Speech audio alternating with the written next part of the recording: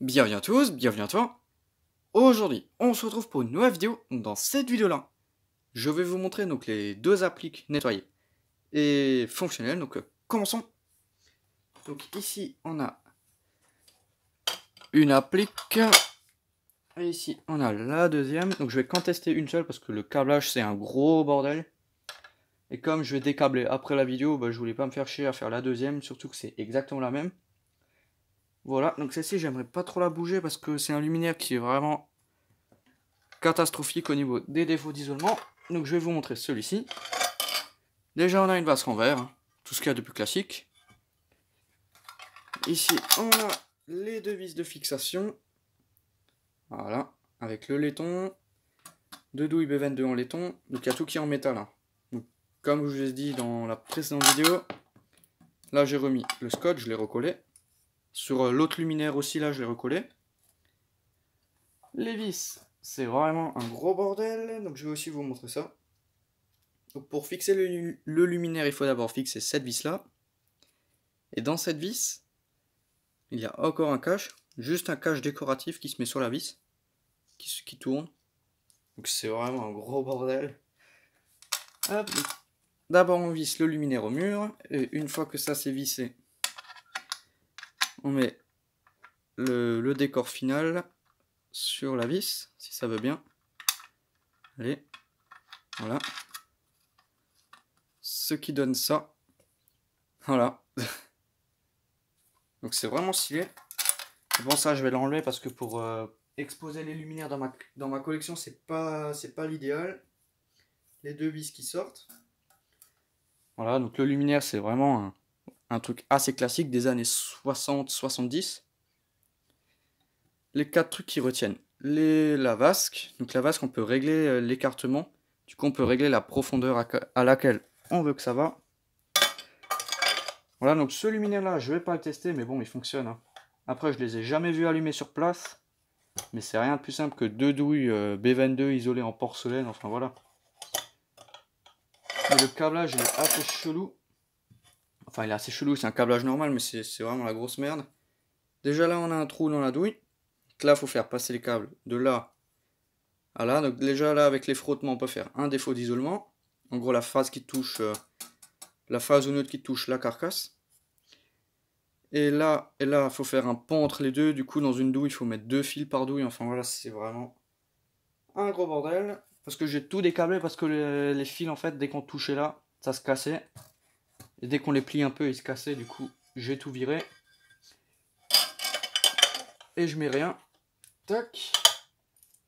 Les deux vis. Donc pour l'autre je les ai aussi. Je sais pas où elles sont. Ça c'est les vis de ce luminaire là.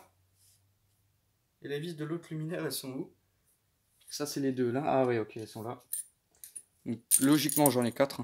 Voilà. 2 par luminaire. Et là on va passer à celui-ci. Donc c'est exactement le même. Ici pareil j'ai recollé le scotch là. J'ai rentré le câble, j'ai mis une mise à la terre un peu à l'arrache. Focus, voilà. J'ai nettoyé tout ce qu'il faut. Donc là on va passer au test. Donc je remets les lampes d'origine. Donc celles qu'il y avait dedans quand je l'ai récupéré. Hein. Dans un luminaire il y avait deux dépolis de la marque Philips. Donc je vais vous montrer ça. Donc des comme ça j'en avais pas, des tubulaires. Ça c'est une Krypton. Ouais, ah, en plus je vous ai montré à l'envers. Voilà, donc le focus, allez. Là on voit bien. Tac, et après des Osram. Voilà. Des belles petites Osram. Donc dans un luminaire il y avait des clairs, dans un autre il y avait des dépolis. Voilà, donc là on va commencer par cela. Donc juste tester le défaut d'isolement là. Parce que bon, c'est pas un luminaire qui est très rassurant. Déjà, est-ce qu'il y a un court-jus? Non. Est-ce qu'on a un défaut d'isolement? On n'a pas l'air. Donc je vais mettre les lampes dedans. Voilà. C'est vraiment dangereux comme luminaire. Hein. Tac. Et ensuite, normalement là, Entre la phase et le neutre, j'ai une résistance. 62 ohms, ça c'est bon. Et après là, en termes de défaut d'isolement, j'ai rien. Donc là, on va pouvoir passer au test. Au test final, donc j'envoie la patate. Et ça fonctionne.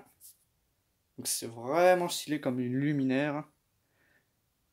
De côté, ça donne ça. Donc de côté, c'est vrai, je vous ai même pas montré. C'est en triangle, et le triangle il est un peu incliné. Hop, donc c'est vraiment stylé. Je suis vraiment fan de ce luminaire. C'est vraiment, vraiment stylé. Donc là, on va passer aux lampes dépolies. Tac. Et tac. Donc là, il n'y a presque plus de gravure sur celle-là.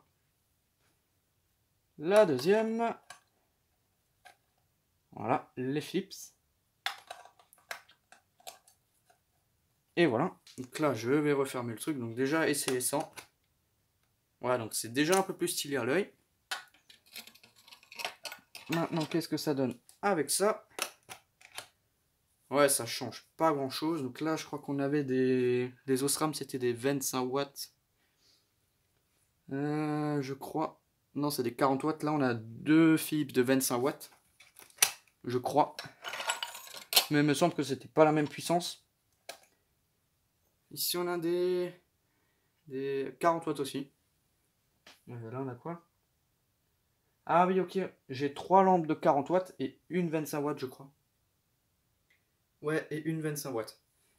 Il y a une Osram de 25 watts et une de 40 watts. Et les Philips, on a deux 40 watts. Voilà, donc c'était juste une petite vidéo pour vous montrer ces deux luminaires là. Donc celui-ci, je vais le décabler. Tac, donc là on a les lampes. Les deux luminaires. Les K10. Et voilà.